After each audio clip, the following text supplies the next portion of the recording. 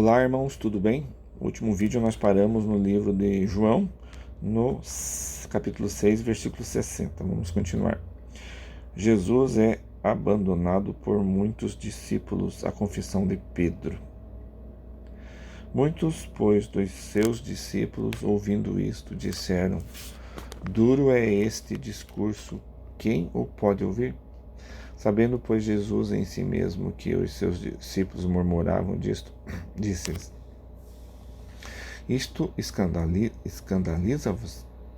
Que seria, pois, se visseis subir o Filho do Homem para onde primeiro estava? Quer dizer, lá no céu, junto a Deus, né? O Espírito é o que vivifica a carne para nada aproveitar. A carne para nada aproveitar. O Espírito é o que está dentro de você, né? Porque a carne em si não tem valor nenhum, né? É o Espírito dentro de você. Esse Espírito que é eterno, não essa carne, o Espírito. As palavras que eu vos disse são Espírito e vida, porque vai fazer com que o seu Espírito se leve a Deus, né? Mas há alguns de vós que não creem, porque bem sabia Jesus desde o princípio que eram os que não criam e quem era o que o havia de entregar. Então estava todo mundo ali reunido.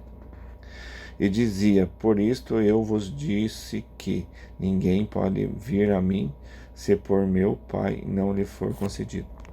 Só que para vir ao conhecimento, para entender o conhecimento, você já tem que ter algum conhecimento, você já tem que ter algo, já tem que estar você já tem que estar maduro, você já tem que ter algum conhecimento. Senão, você vai falar disso para umas pessoas que não entendem até hoje, ele não vai acreditar, não vai crer.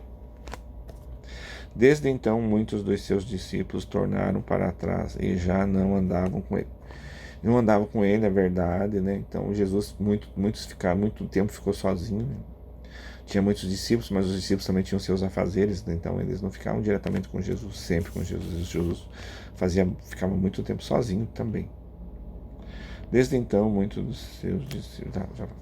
Então disse Jesus aos 12: Quereis vós também retirar-vos? Respondeu-lhe, pois, Simão Pedro: Senhor, para quem iremos nós? Tu tens as palavras da vida eterna. E nós temos crido e conhecido que tu és o Cristo, Filho de Deus. Respondeu-lhe Jesus: Não vos escolhi a vós os 12, e um de vós é um diabo? E isto dizia ele de Judas Iscariotes, filho de Simão, porque este o havia de entregar, sendo um dos 12. Porque quando Jesus veio para fazer a obra de Deus, eles colocaram pessoas também, espíritos muito endividados para ficar com Jesus, né? Muitos dos apóstolos eram endividados, tinham grandes evoluções, mas muitos eram bastante endividados. Quando Deus faz uma obra dessa grande, Deus coloca espíritos endividados para ver se eles conseguem evoluir. Igual hoje nós temos lá tantas pessoas grandes nas igrejas, nos centros espíritas, né? Médiuns, né? Que escrevem livros, quantas pessoas grandes, né? Mas Deus que coloca, mas muitas vezes são pessoas muito endividadas, né? Que devem muito. Então Deus coloca essas pessoas nesses patamares para ver se eles conseguem arrebanhar bastante gente, para ver se eles apagam o mundo de pecados, de crimes que eles cometeram no passado, né? E Judas, mesmo Deus tendo colocado, o traiu. 7 agora, a incredulidade dos irmãos de Jesus. E depois disto, Jesus andava pela Galiléia e já não queria andar pela Judéia, pois os judeus procuravam matá-lo. E estava próxima a festa dos judeus e dos tabernáculos. Disseram-lhe, pois, seus irmãos: Sai daqui e vai para a Judéia, para que também os teus discípulos vejam as obras que fazem.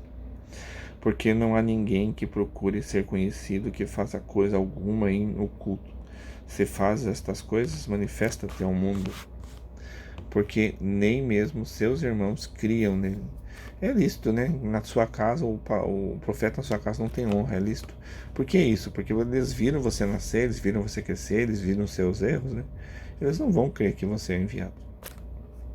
Disse-lhes, pois, Jesus: Ainda não é chegado o meu tempo, mas o vosso tempo sempre está pronto. Quer dizer, de se voltar para Deus, né? O mundo não vos pode aborrecer, mas ele me aborrece a mim, porque Jesus era do certo, né? Eles eram do errado, então para eles era normal aquela vida que eles levavam, mas para Jesus não era certo aquela vida que eles levavam. Porquanto dele testifico que as suas obras são más, porque fazem coisas ruins. Subi, porque eles seguem também as leis dos judeus, e as leis dos judeus também não é coisa boa, né? Subi vós a esta festa. Eu não subo ainda a esta festa, porque ainda o meu tempo não está cumprido. E havendo-lhes dito isto, ficou na Galileia. Então, às vezes aqui é a parte, né, que fala que não subia a festa. Jesus não ia para festa nenhuma, né, dos judeus, e nem ia em festa de casamento, né? Essa parte de Jesus fazer vinho que eu falei que não aconteceu, né? Agora o 7:10. Jesus ensina no templo na festa dos tabernáculos. Disenção entre os judeus acerca da sua pessoa. Os fariseus mandam prendê-lo. Mas quando seus irmãos já tinham subido à festa, então subiu ele também, não manifestamente, mas como em oculto. Ora, os judeus procuravam-no na festa e diziam: onde está ele? E havia grande murmuração entre a multidão e a respeito dele. Diziam alguns: ele é bom. E os outros diziam: não, antes engana o povo. Todavia ninguém falava dele abertamente por medo dos judeus. Mas no meio da festa subiu Jesus ao templo e ensinava. E os judeus maravilharam-se, dizendo: como sabe este letras? Como sabe este letras? Está escrito aqui. Não as tendo não aprendido. Jesus lhe respondeu e disse: a minha doutrina não é minha, mas daquele que me enviou. Quer dizer, porque Jesus trazia a luz do mundo, né? As novas bodas, né? Se alguém quiser fazer a vontade dele, pela mesma doutrina, conhecerá se ele é de Deus ou se eu falo de mim mesmo. Então, pelas coisas que Deus mostra. É que o que atrapalhava muito os judeus naquela época, como hoje, né? Você pega as pessoas que hoje estão na igreja, o que atrapalha da pessoa acreditar que vem um avatar, uma pessoa enviada por Deus, que deixa essas pessoas muitas vezes de dificuldade de acreditar, porque elas já estão cheias das doutrinas, das coisas que existem. Então, se aparece uma coisa nova que pode ser mesmo enviado por Deus, as pessoas não vão acreditar porque já está cheio o seu coração das doutrinas velhas, né? Que aconteceu com os judeus. Eles já estavam cheios das doutrinas velhas, eles gostavam daquelas doutrinas velhas. Eles não queriam sair daquilo, então eles não queriam acreditar em Jesus. Quem fala de si mesmo busca a sua própria glória, mas o que busca a glória daquele que o enviou, esse é o verdadeiro e não há nele injustiça. Então Jesus trazia as coisas do céu, por isso que tinha justiça na boca dele. Ele não falava das leis dos judeus que eram injustas, né? Não vos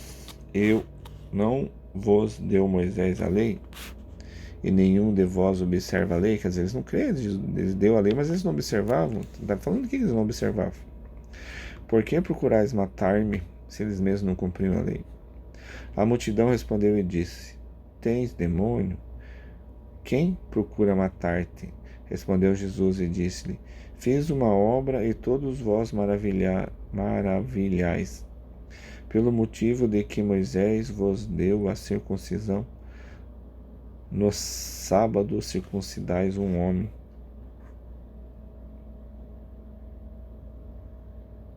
Aqui está entre parênteses, né? Que não que fosse de Moisés, mas do país, né? Dos pais. Se o homem recebe a circuncisão no sábado para que a lei de Moisés não seja quebrantada, indignai-vos contra mim, porque no sábado curei de todo um homem. Que no sábado não podia fazer nada, né? Mas vocês estão falando que podia ser circuncidado no sábado, porque tinha ser que no sétimo dia, uma coisa assim. Ele tinha os dias lá, depois que a criança nascia. Então, se caísse no sétimo dia, ele tinha que ser circuncidado no sétimo dia. Então, Jesus está falando assim: você circuncida no sétimo dia, não quer deixar que eu faça as libertações, as curas no sétimo dia. Não julguei segundo a aparência, mas julguei segundo a reta da justiça. Quer dizer, não julguei segundo aquele que está entregando, falando de Deus, né, falando da justiça divina. Não julguei pelo que a pessoa está falando, quem a pessoa é, mas o recado que ela está trazendo, o comunicado que ela está trazendo. Julgueis o que está sendo falado, né? Então alguns de Jerusalém diziam: não é este o que procuram matar? E ele aí está falando abertamente e nada lhes dizem? Porventura sabem verdadeiramente os príncipes que este é o Cristo? Todavia bem sabeis de onde este é, mas quando vier o Cristo, ninguém saberá de onde ele é. Então eles falavam uma coisa, falavam outra. Clamava, pois, Jesus no templo, ensinando e dizendo: vós conheceis-me e sabeis de onde sou, e eu não vim de mim mesmo, mas aquele que me enviou é verdadeiro, o qual vós não conheceis. Porque se conhecesses Deus, soubesse o que Deus fazia, as obras que Deus fazia, eles iam ter acreditado, né? Mas eu conheço, porque dele sou, e ele me enviou. Então Jesus, quando estava aqui encarnado há 2000 anos atrás, Jesus já tinha 13 bilhões de anos, já estava em 23ª grandeza da evolução. Jesus era o mesmo lá atrás e hoje. Então Jesus já era antes dele ser, Jesus já tinha convívio com Deus bem antes deles, né, de nós. Procuravam, pois, prendê-lo, mas ninguém lançou mão dele, porque ainda não era chegada a sua hora. E muitos da multidão creram nele e diziam: quando o Cristo vier, fará ainda mais sinais do que ele.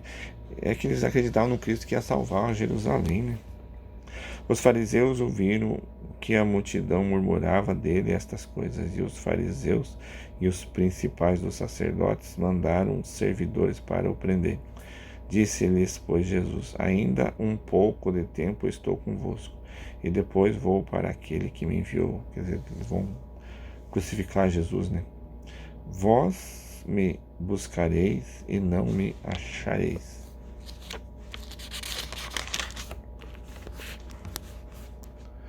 E onde eu estou, vós não podeis ir, porque Jesus estava no céu muito mais elevado do que a gente. Mesmo que vá para o céu, a gente vai estar num lugar bem mais baixo do que Jesus. Disseram, pois, os judeus uns para os outros: para onde irá este que o não acharemos? Irá porventura para os dispersos entre os gregos e ensinará aos gregos? Você vê como eles eram bem complicados para entender, né?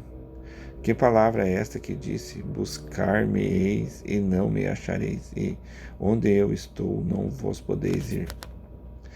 E no último dia, o grande dia da festa, Jesus pôs-se em pé e clamou, dizendo: se alguém tem sede, venha a mim e beba. Do conhecimento, né? Quem crê em mim, como diz a Escritura, rios d'água viva correrão do seu ventre. Sim, porque terá o conhecimento e saberá fazer as coisas certas.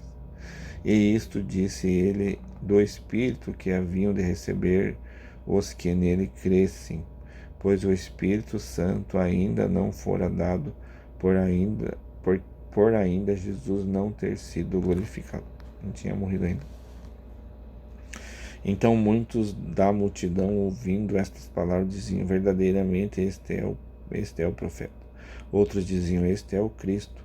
Mas diziam outros: vem, pois, o Cristo da Galiléia? E não diz a Escritura que o Cristo vem da descendência de Davi e de Belém, da aldeia de onde era Davi? Por isso que fala que Jesus descende de Davi, né? Assim, entre o povo havia dissensão por causa dele. E alguns deles queriam prendê-lo, mas ninguém lançou mão dele. E os servidores foram ter com os principais dos sacerdotes e fariseus. E eles lhes perguntaram: por que não o trouxeste? Responderam os servidores: nunca homem algum falou assim como este homem. Respondeu-lhes, pois, os fariseus: também vos fostes enganados? Creu nele, porventura, algum dos principais ou dos fariseus? Mas esta multidão que não sabe a lei é maldita. Então eles não queriam saber do povo, né? O povo não queria saber, eles não queriam saber, eles estavam na deles lá, na boa. Nicodemos, que era um deles, o que à noite fora ter com Jesus, disse-lhes: Porventura condena a nossa lei um homem sem primeiro ouvir e ter conhecimento do que faz? Responderam eles e disseram-lhe: És tu também da Galiléia? Examina e verás que da Galiléia nenhum profeta surgiu, e cada um foi para a sua casa. Paramos aqui, irmãos, porque se eu ler o 8 também é muito grande e não vai dar para nós terminar agora, já são 15, né? Então paramos no 8, a mulher adúltera. Tá bom, irmãos? Deus abençoe, a paz de Deus.